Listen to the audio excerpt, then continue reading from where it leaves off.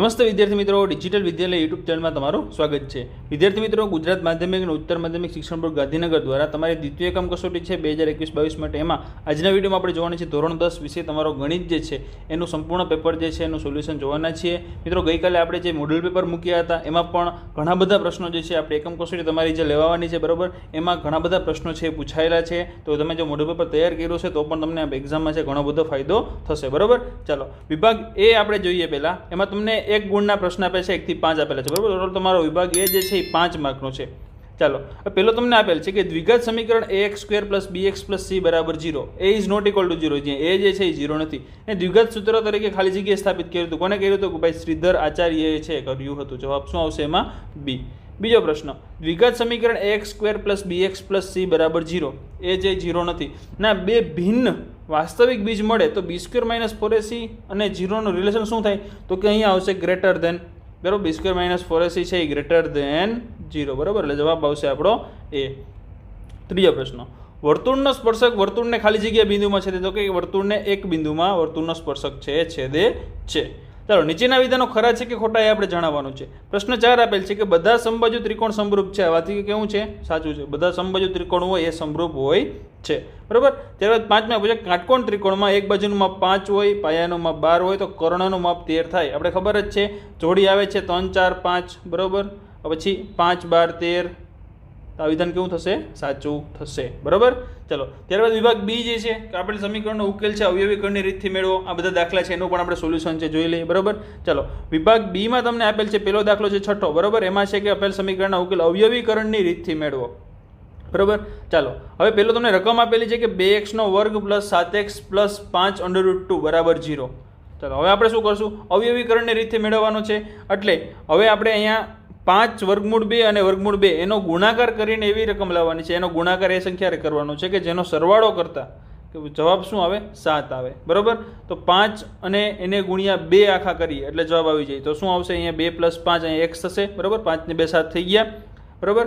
ચાલો, હવે 2x² આ તો એમને રહેશે, સેમ જ રહેશે। હવે આપણે આગળ વધીએ એમાં તો √2x અને આને x વડે આપણે ગુણાવી દઈએ એટલે 2x + 5x એટલે 7x થઈ ગયા, બરાબર। હવે આ બે પહેલા જે કાઉન્સ જે છે પહેલા બે √2x, બરાબર, √2x² અને +2x છે એમાંથી આપણે x અને √2 કોમન નીકળે, કારણ કે 2 આખા છે તેને આપણે આ રીતે લખી શકીએ √2 ગુણ્યા √2 એના બરાબર 2 થાય। એટલે એક વર્ગમૂળ આપણે કાઢી લીધું, એક વર્ગમૂળ બધે એટલે શું આવશે? તો કે √2x કોમન કાઢીએ એટલે x + √2 વધશે, અને 5x + 5 √2 માંથી શું કોમન કાઢશે? આપણે 5 કાઢશે એટલે અહીંયા શું વધશે? x + √2। ચાલો, પેલા બે જે કાઉન્સ છે સરખા થઈ ગયા, બરાબર।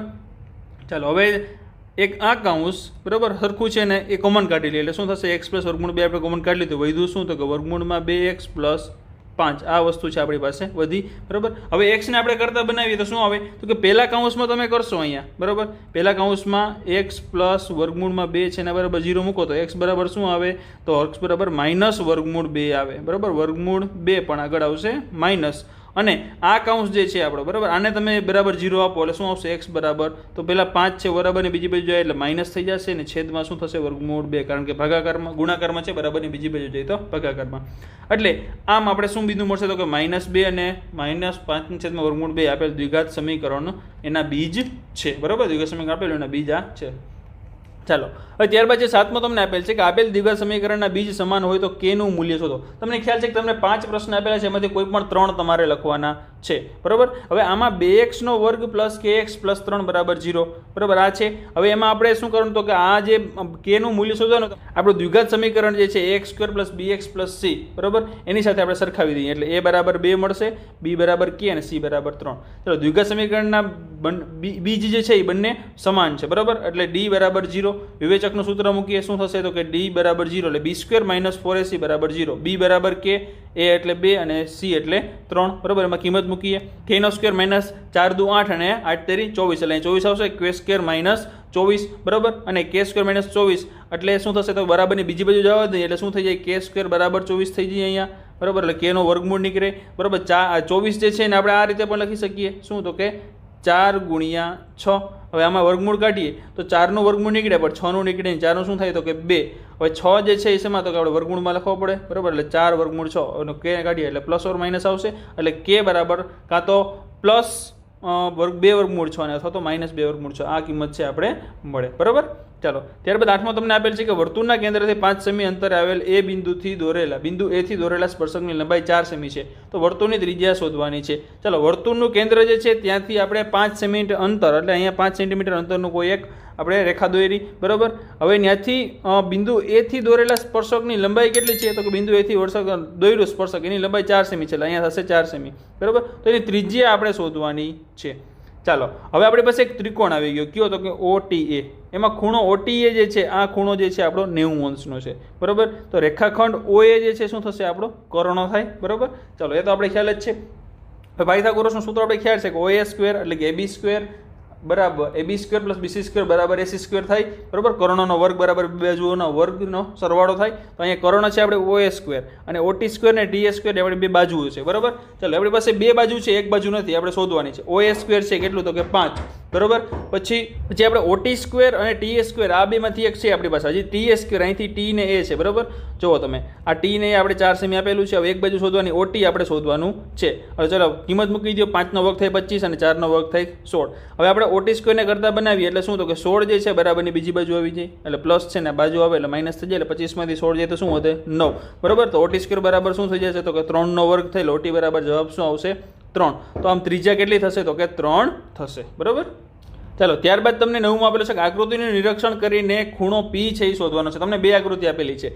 આંકમાં બે આપેલા જો ABC છે એમાં પેલો એ ખૂણો A જે છે 80 અંશનો છે. બરાબર. B છે એ 60 નો છે. તો C કેટલાનો થાય? 8 ને 6 14 140. બરાબર. 180 માંથી 140 બાદ કરીએ તો કેટલા વધે? તો કે 40. તો આ ખૂણો થશે આપણો 40 નો. નિરીક્ષણ કરો જો બંને આકૃતિ તમને ક્યાંક ને ક્યાંક સરખી દેખાશે. એટલે C ખૂણો છે એ કયો થશે? ખૂણો P. એટલે ખૂણો P કયો આવશે? તો કે 40 અંશનો આવશે. બરાબર. આ ખૂણો છે અહીંયા આવશે અને આ ખૂણો જે છે અહીંયા આવશે. બરાબર. એટલે આ 40 નો થશે. પછી આ ખૂણો છે 80 નો અને આ ખૂણો છે 60 નો. બરાબર. આકૃતિનું સરખું નિરીક્ષણ કરશો એટલે તમને ખ્યાલ છે આવી જશે. બરાબર. ચાલો હવે એવી જ રીતે તમને આપેલું છે અકેન્દ્રિત વર્તુળની બહારના બિંદુ P માંથી દોરેલ સ્પર્શકો PA અને PB વચ્ચેના ખૂણાનો માપ 80 હોય તો POA શોધો. POA આવે જવાબ 50. બરાબર. પરંતુ કેવી રીતે તમારે દાખલો કરવાનો છે? જો તમને દાખલો ન ફાવે તો ખાસ કોમેન્ટ કરજો. અમે તમને એનો પણ જવાબ છે અલગથી આપી દઈશું. અને આમ પણ આપણે આ વિભાગમાં 3 દાખલા કરવાના છે. 3 દાખલા તો આપણા થઈ જ ગયા છે. બરાબર. એટલે એમ કંઈ ટેન્શન આપણે છે નહીં. ચાલો હવે વિભાગ C આપેલો છે કે વિભાગ C માં નીચે આપેલ પ્રશ્નના પ્રત્યેકના 3 ગુણ છે. બરાબર. ચાલો 11મો પ્રશ્ન તમને આપેલ છે કે બે ક્રમિક અયુગ્મ ધન પૂર્ણાંક સંખ્યાઓનો વર્ગનો સરવાળો 290 છે. બંને સંખ્યાઓ શોધો. બરાબર. બે ક્રમિક અયુગ્મ ધન પૂર્ણાંક સંખ્યા આપેલી છે ને વર્ગનો સરવાળો 290 આપી દો. સંખ્યા શોધવાની છે. ચાલો હવે ધારો કે ક્રમિક અયુગ્મ ધન પૂર્ણાંક સંખ્યા જે છે એમાં નાની સંખ્યા x છે. બીજી સંખ્યા કઈ થાય? તો કે કઈ થાય? તો કે x + 2 થાય. કારણ કે આ 1 છે તો આના કરતાં વધારે. બરાબર. 2 આપણે ક્રમિક કીધી છે એટલે 1 પછી 2 આવે. બરાબર. એટલે x + 2 બીજી સંખ્યા થશે. ચાલો બે સંખ્યા મળી ગઈ. હવે શું કીધું છે? તો કે એના વર્ગનો સરવાળો. બરાબર. ચાલો વર્ગ એટલે કે પહેલો સંખ્યાનો વર્ગ અને બીજી સંખ્યાનો વર્ગ એટલે x નો વર્ગ અને x + 2 એનો વર્ગ. સરવાળો કેટલો થાય? તો કે એના બરાબર 290 થાય. ચાલો પેલું તો એમને એમ રહેશે x નો વર્ગ. x + 2 ના વર્ગનું કાઉન્સ છૂટું પડે તો શું થશે? તો કે x નો વર્ગ એટલે કે a + b નો વર્ગ હોય શું થાય? તો કે a² + 2ab + b². બરાબર. તો a² એટલે કે x નો વર્ગ 2ab a અને b એટલે 2 અને x છે એનો વર્ગ કરો એટલે 2 નો વર્ગ થાય 4. બરાબર. અને +4 આવશે. બરાબર. 2 નો વર્ગ 4 એના બરાબર 290. ચાલો હવે x નો વર્ગ પ્લસ x નો વર્ગ બરાબર અહીંયા શું આવે? તો કે 2x નો વર્ગ 4x એમને મને +4 બરાબરની આ બાજુ લઈ લો 290 એટલે પ્લસ છે તો કેવા થઈ જાય? માઇનસ થઈ જાય. બરાબર. ચાલો હવે શું થશે? તો કે 290 માંથી 4 જાય તો 286 એટલે શું થશે? અહીંયા 2 કોમન નીકળે જેમાંથી જેમાંથી 2 કાઢી લ્યો એટલે 2x છે તો ખાલી x નો વર્ગ થઈ જાય. 4 ના અડધા થઈ જાય 2 અને 286 ના અડધા કેટલા થાય? તો કે 143 બરાબર 0. ચાલો 2 વડે આપણે ભાગ્યા એટલે 2 કોમન કાઢી લીધા. હવે આપણી પાસે શું આવ્યું સૂત્ર? તો કે આપણી પાસે આવ્યું x નો વર્ગ પ્લસ 2x માઇનસ 143. હવે એને આપણે જે આપણું વ્યાપક સ્વરૂપ જે છે ax² plus bx plus c દ્વિઘાત સમીકરણ એની સાથે આપણે સરખાવીએ. બરાબર. તો a બરાબર શું આવશે? 1, b બરાબર 2 અને c બરાબર -143. જો અહીંયા કાંઈ નથી તો 1 હોય. બરાબર. અહીંયા 2 છે ને 143 છે પણ કેવા છે? માઇનસ. એટલે માઇનસ નિશાની આપણે ત્યાં મૂકી દઈશું. હવે દ્વિઘાત સૂત્ર છે એનો ઉપયોગ કરીએ. બરાબર. x બરાબર શું થશે? તો કે -b પ્લસ ઓર માઇનસ વર્ગમૂળમાં b² - 4ac/2a. એમાં તમે કિંમત મૂકશો. બરાબર. એટલે x બરાબર તમને કિંમત શું મળશે? તો કે x બરાબર તમને મળશે કે +2 ± 24/2 એટલે કે x બરાબર -2 + 24/2 એટલે શું થાય? 24 માંથી 2 જાય તો 22/2 એટલે 11 અથવા તો -2 ને -24 એટલે કે -26/2 એટલે કે 13. હવે માઇનસ એક્સ છે લેસ દેન 0 છે એ અશક્ય છે, આમાં શક્ય નથી, એટલે આપણી સંખ્યા કઈ આવશે? 11 છે એ આવશે. આથી માંગેલ બે ક્રમિક ધન જે યુગ્મ સંખ્યા છે એ કઈ છે? અયુગ્મ, તો 11, એટલે કે એક 11 આવશે ને બીજી 11 + 2 એટલે કે 13 આવશે. બરાબર, માંગેલ સંખ્યા કઈ થઈ? તો 11 અને 13 આપણી સંખ્યા છે એ થશે. ચાલો, ખ્યાલ આવી ગયો? આગળ વધી ત્યારબાદ 12.1 એટલે કે 12માં તમને આ રીતે દાખલો આપેલો છે કે ભાઈ ત્રિકોણ એબીસી સમરૂપ છે ત્રિકોણ ડીઈએફ, એમાં ક્ષેત્રફળ અનુક્રમે આપેલા છે. એબીસી નું ક્ષેત્રફળ 64 અને ડીઈએફ નું ક્ષેત્રફળ છે 121. તો ઈએફ 15.4 આપેલું હોય તો બીસી આપણે શોધવાનો છે. બરાબર, ચાલો હવે ક્ષેત્રફળ આપણે એબીસી અને ડીઈએફ નું આપેલું છે, એકનું 64 અને એકનું 121. બરાબર, ઈએફ આપણે આપેલો છે, બીસી શોધવાનો છે. હવે એબીસી અને ડીઈએફ વખતે સરખા છે એમ કીધેલું છે, તો કે શું કરશો આપણે? તો કે ત્રિકોણ એબીસી નું ક્ષેત્રફળ એના છેદમાં ત્રિકોણ ડીઈએફ નું ક્ષેત્રફળ એના બરાબર શું થશે બાજુ? તો કે બીસી સ્ક્વેર ના છેદમાં ઈએફ સ્ક્વેર. એબીસી નું ક્ષેત્રફળ આપેલું છે 64 અને 121, બીસી સ્ક્વેર શોધવાનો છે, આ આપણે આપેલો છે 15.4. બરાબર, ચાલો હવે 64 નો એટલે અહીંયા વર્ગ બધાને ફેરવી નાખીએ વર્ગમાં, તો 64 છે એટલે કે 8 નો વર્ગ 64 થાય, એના છેદમાં 121 છે તો 11 નો વર્ગ 121 થાય. બરાબર, બીસી સ્ક્વેર આપણો એમને એમ રહેશે અને છેદમાં 15.4 નો વર્ગ તો આપણે આપેલો જ છે. બરાબર, આ રીતે આપણે કરવાનું રહેશે. ચાલો હવે બધાના વર્ગ કાઢી નાખીએ તો શું વધે અહીંયા? તો કે અહીંયા 8 થઈ જાય, 11, અહીંયા બીસી ને 15.4. હવે 15.4 જે છે અહીંયા ગુણાકારમાં છે, અહીંયા ક્રોસ ગુણાકાર કરી નાખો. બરાબર, એટલે બીસી છે એ અહીંયા એમને એમ રાખો અને 15.4 જે છે એને ભાગાકારમાંથી બરાબર ને બીજી બાજુ જાય ગુણાકારમાં થાય, 8ના ગુણાકમાં આવશે 15.4. 15.4 ગુણ્યા 8 છેદમાં 11 કરે જવાબ શું આવશે? બીસી બરાબર 11.2 સેમી છે આપણો જવાબ આવશે. બરાબર, ચાલો ત્યારબાદ છે 13મો કે સાબિત કરો કે વર્તુળના સ્પર્શકના સ્પર્શ બિંદુમાંથી દોરેલો લંબ વર્તુળના કેન્દ્રમાંથી પસાર થાય. આપણે હું સાબિત કરવાનું છે વર્તુળ જે છે એનો સ્પર્શક, અહીંયા એક સ્પર્શક છે, હવે એના સ્પર્શ બિંદુમાંથી જે દોરેલો લંબ જે છે, આ લંબ જે છે એ વર્તુળના કેન્દ્રમાંથી પસાર થાય છે, એવું આપણે સાબિત કરવાનું છે. ચાલો હવે ઓ કેન્દ્રિત વર્તુળનું બિંદુ પી આગળનો સ્પર્શક એબી છે, આ પી બિંદુ છે એની આગળ સ્પર્શક આપણો આ એબી છે. બરાબર, હવે ધારો કે વર્તુળના સ્પર્શકના સ્પર્શ બિંદુમાંથી દોરેલો લંબ છે એ કેન્દ્રમાંથી પસાર થતો નથી. આપણે પહેલા ઊંધું ધારી લઈએ, કેન્દ્રમાંથી પસાર થતો નથી, એટલે ઓ ક્યુ જે છે, બરાબર, ઓ થી ક્યુ થી પી જે છે, અહીંયા આ ક્યુ થી પી છે એ બી ઉપરનો લંબ છે આપણે દોર્યો.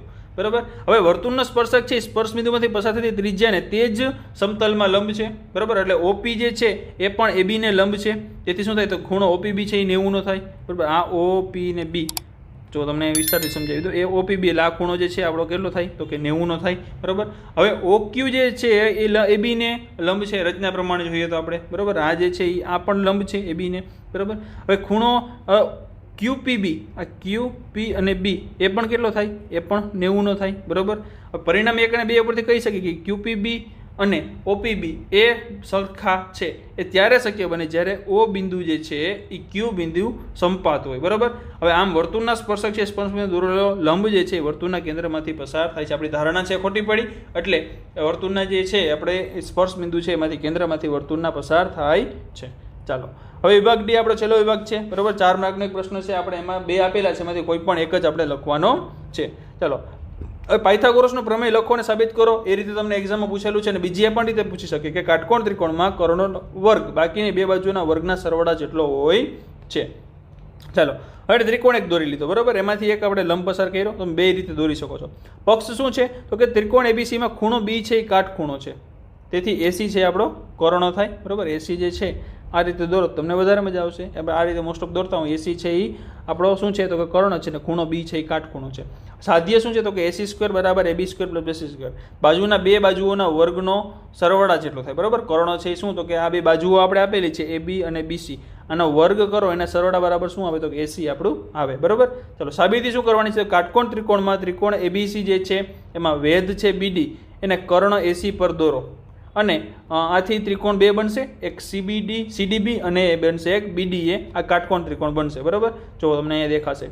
બરાબર, એક આપણે તો બહેનો એક ત્રિકોણ છે એ સીડીબી, અહીંથી સીડીબી અને બીજો છે એ બીડીએ. આ બીડી અને એ આ બે ત્રિકોણ થયા આપણે. બરાબર, એક અહીંથી અહીંયા ત્રિકોણ ને આ બે થયા, એટલે શું થશે? તો કે એડીસી છે એક જ લાઈનમાં છે, એટલે એડી પ્લસ ડીસી બરાબર આખું એસી થાય. બરાબર, એડીસી છે આ બે ભાગ કર્યા અને સરખા ભાગ હોય એટલે એડી પ્લસ ડીસી બે ઉમેરો એટલે આખું આપણે એસી છે એ મળે. બરાબર, હવે જો કાટકોણ ત્રિકોણમાં કાટખૂણાના શિરોબિંદુથી કર્ણ પર વેધ દોરેલ હોય તો વેધની બંને તરફના ત્રિકોણો છે મૂળ ત્રિકોણને સમરૂપ હોય છે. પ્રમેય 6.7 પરથી કહી શકીએ. એટલે એડીબી છે એ કોને એબીસીને સમરૂપ છે અને બીડીસી છે એ એબીસીને સમરૂપ છે. બે એબીસીને સમરૂપ છે. હવે સમરૂપ હોય તો આપણે ખબર છે કે એડીના છેદમાં એબી બરાબર એબીના છેદમાં એસી, બરાબર, અને સીડીના છેદમાં બીસી બરાબર બીસીના છેદમાં એસી. આપણે સમપ્રમાણતાનો મૂળભૂત પ્રમેય છે એની પરથી આપણે કહી શકીએ, બરાબર. બાજુઓ સમપ્રમાણમાં છે. તેથી શું થશે તો કે એડી ગુણ્યા એસી કરો એટલે શું થશે તો કે અહીંયા એબી સ્ક્વેર થશે, આ બાજુ તમે ક્રોસ ગુણાકાર કરો એટલે, અને સીડી ગુણ્યા એસી બરાબર શું થશે તો કે અહીંયા બીસી સ્ક્વેર થશે. આ બે ઇક્વેશન આવ્યા. પરિણામે 1 અને 2 નો આપણે સરવાળો લઈએ. સરવાળો કરીએ એટલે AD into AC plus CD into AC એના બરાબર AB square plus BC square. ચાલો હવે આમાંથી બંનેમાંથી આપણે એસી જે છે એ કોમન કાઢ લઈએ એટલે શું વધશે અંદર તો કે એડી પ્લસ સીડી. હવે એડી પ્લસ સીડી બરાબર તો એસી થાય છે, એ તો આપણે જોયું અહીંયા આગળ જ કીધું તમને કે એડી પ્લસ સીડી બરાબર એસી થાય. ચલો અહીં એસી લખી શકું હું તો કે એસી ઇન્ટુ એસી બરાબર એબી સ્ક્વેર બીસી સ્ક્વેર, એટલે એસી ગુણ્યા એસી એટલે એસી સ્ક્વેર એના બરાબર AB square plus BC square. સાવ ઇઝી પ્રમેય છે અને ખૂબ જ આઈએમપી છે, તમને બોર્ડની એક્ઝામમાં પણ પૂછાઈ શકે એવો આઈએમપી છે, બરાબર. બેમાંથી એક લખવાના છે. અને બીજી રીતે એવો જ છે કે સાબિત કરો કે વર્તુળની બહારના બિંદુઓમાંથી દોરેલા સ્પર્શકની લંબાઈ છે સમાન હોય, બરાબર. વર્તુળ એક દોરેલો છે અને બહારના બિંદુઓમાં જે છે બહારના બિંદુમાંથી દોરેલો સ્પર્શક જે છે એની લંબાઈ છે કેવી હોય સમાન હોય એવું આપણે સાબિત કરવાનું છે. ચાલો હવે ઓ કેન્દ્રવાળા વર્તુળની બહારનું બિંદુ પી છે, પી માંથી એક પી ક્યુ અને બીજો પી આર, બરાબર. કાલના મોડલ પેપર છે એનો સેમ જ ક્વેશ્ચન છે, એમાં પણ આ ક્વેશ્ચન પૂછેલો છે. ઘણા બધા ક્વેશ્ચન આમાંથી આવેલા છે, તો મોડલ પેપર તમે સરખી રીતે જોશો તો પણ તમને એકમ કસોટી જે આપણી ઓરિજિનલ આવેલી છે એમાં પણ તમને ઘણો બધો ફાયદો થશે, બરાબર. તો આ રીતે તમે એ પણ સોલ્યુશન કરી શકો છો. ત્યારબાદ તમને એક આઈએમપી દાખલો આપેલો છે 16મો. તમે આમાં 3 આપેલા છે, એમાંથી કોઈ પણ તમારે એક લખવાનો છે, બરાબર. ચાલો એમાં એક ટ્રેન એક ધારી 300ની ઝડપે 360 કિલોમીટર અંતર કાપે છે, બરાબર. જો તેની ઝડપ છે 5 કિલોમીટર પ્રતિ કલાક વધુ હોય તો આટલું જ અંતર કાપવા તેને 1 કલાક ઓછો સમય લાગે છે, એટલે કે 60 મિનિટ જેટલો ઓછો સમય લાગે છે. તો ટ્રેનની ઝડપ આપણે શોધવાની છે. ચાલો હવે ધારો કે ટ્રેનની સામાન્ય ઝડપ છે 1 કિલોમીટર પ્રતિ કલાક છે, બરાબર. તો 360 કિલોમીટર જે અંતર કાપતા સામાન્ય ઝડપ લાગતો કેટલો તો કે 360 ના છેદમાં x સ્તર લઈ, કારણ કે x ઝડપ છે આપણે, એટલે સમય બરાબર અંતરના છેદમાં ઝડપ, એ સૂત્ર મૂકીએ, બરાબર. એની પાસે કહી શકીએ. હવે ટ્રેનની ઝડપમાં 5 કિલોમીટર પ્રતિ કલાક વધારો કરવામાં આવે તો નવી ઝડપ કેટલી થાય તો કે x પ્લસ 5 થાય. મૂળ x હતી, વધારો કરીએ તો x પ્લસ 5 થાય, બરાબર. તેથી 360 કિલોમીટર અંતર કાપતા નવી ઝડપ કેટલી લાગે તો કે 360 ના છેદમાં x પ્લસ 5. પહેલાં આટલી હતી મૂળ, 5નો વધારો કર્યો એટલે આટલી આપણી થઈ ગઈ, બરાબર. ચાલો હવે સામાન્ય ઝડપ કરતાં નવી ઝડપમાં વધારો થતા સમયમાં 1 કલાકનો ઘટાડો થાય છે, બરાબર. 1 કલાકનો શું થાય છે ઘટાડો થાય છે. એટલે 360માંથી x ના છેદમાં 360 ના છેદમાં x પ્લસ 5 બાદ કરીને બરાબર 1 જવાબ આવે. ચાલો હવે અહીંયા ક્રોસ ગુણાકાર કરો, બરાબર. એટલે શું થશે તો કે અહીંયા 360 ને ગુણ્યા x પ્લસ 5 અને અહીંયા થશે 360x અને આ બંને જે છે એ બરાબરની બીજી બાજુ જવા દઈએ એટલે ભાગાકારમાંથી થઈ ગયું ગુણાકારમાં, બરાબર. હવે 360x અને 360 ગુણ્યા 5 એટલે કે 1800 માઇનસ 360 એટલે બરાબર શું આવશે તો કે x સ્ક્વેર પ્લસ 5x, બરાબર. ચાલો હવે x સ્ક્વેર પ્લસ 5x છે. હવે 360 જે છે, બરાબર, અહીંયા બે એક પ્લસ છે ને એક માઇનસ એટલે કેન્સલ થઈ ગયું. હવે એક બરાબર 1800 વધ્યું આપણી પાસે, એટલે આ છેલ્લું આપણે ફાઇનલ થઈ ગયું. એક 360 પ્લસ છે ને બીજું 360 આપણી પાસે માઇનસ છે, બરાબર. હવે x સ્ક્વેર પ્લસ 5 હવે બરાબરની આ બાજુ છે પ્લસ, હવે આ બાજુ આવતી શું થઈ જાય તો કે માઇનસ થઈ જાય, એટલે x square plus 5x minus 1800, બરાબર. ચાલો હવે x સ્ક્વેર 1800 ને એવા ભાગ પાડવાના કે જેની બાદબાકી કરતા જવાબ શું આવે 5 આવે, બરાબર. ચાલો હવે ભાગ પાડીએ તો 45 ગુણ્યા 40 કરી તો 1800 જવાબ આવે. અને 45માંથી 40 જાય તો પ્લસ 5 આવી જાય તો કે હા આવી જાય. ચાલો હવે આપણો જવાબ છે સાચો છે. હવે આ બંનેમાંથી શું સામાન્ય નીકળે તો કે x નીકળશે ને આ બંનેમાંથી નીકળશે 40, બરાબર. ચાલો હવે x સામાન્ય કાઢો એટલે શું વધે તો કે x પ્લસ 45 વધશે અહીંયા, બરાબર. અને આમાંથી 40 સામાન્ય કાઢો એટલે આમાં પણ x પ્લસ 45 વધે, માઇનસ 40 કાઢો એટલે માઇનસ થી પ્લસ થઈ જાય, બરાબર. હવે એક કૌંસ આપણી પાસે હોય તો x પ્લસ 45 એને કોમન કાઢો અને બીજું થશે x માઇનસ 40. બંનેને અલગ અલગ 0 આપી દો એટલે શું થશે તો x પ્લસ 45 બરાબર 0 એટલે x બરાબર આવશે માઇનસ 45 અને x માઇનસ 40 બરાબર 0 એટલે x બરાબર આવશે 40. તો માઇનસમાં તો સ્પીડ હોય નહીં એટલે એ અશક્ય છે. ટ્રેનની મૂળ ઝડપ કેટલી થાય તો કે 40 કિલોમીટર પ્રતિ કલાક થશે, બરાબર. ખ્યાલ આવી ગયો. તો મિત્રો આપણું જે 10માનું ગણિતનું એકમ કસોટીનું પેપર હતું અહીંયા પૂરું થઈ ગયું. આવી રીતે તમારા ધોરણ 9 અને 10ના બધા પેપર છે આપણી ચેનલ ઉપર તમને મળી જશે. એના માટે ખાસ ચેનલને સબસ્ક્રાઇબ કરી નાખો અને તમારા મિત્રોને પણ શેર કરો જેથી એને પણ સોલ્યુશન છે સરખું સમજાઈ જાય, બરાબર. અને હા મિત્રો, ચેનલમાં જો તમે નવા આવો અને હજી સુધી ચેનલને સબસ્ક્રાઇબ ન કરી હોય તો ખાસ ચેનલને સબસ્ક્રાઇબ કરી નાખો અને બાજુમાં જે બેલ આઇકન છે તે પણ દબાવી દો જેથી કરીને જેવા પણ નોટિફિકેશન આવે, કોઈ વિડીયો આવે એકમ કસોટીને રિલેટેડ તરત તમને મળતા રહે. આવજો મિત્રો, જય હિન્દ, જય ભારત.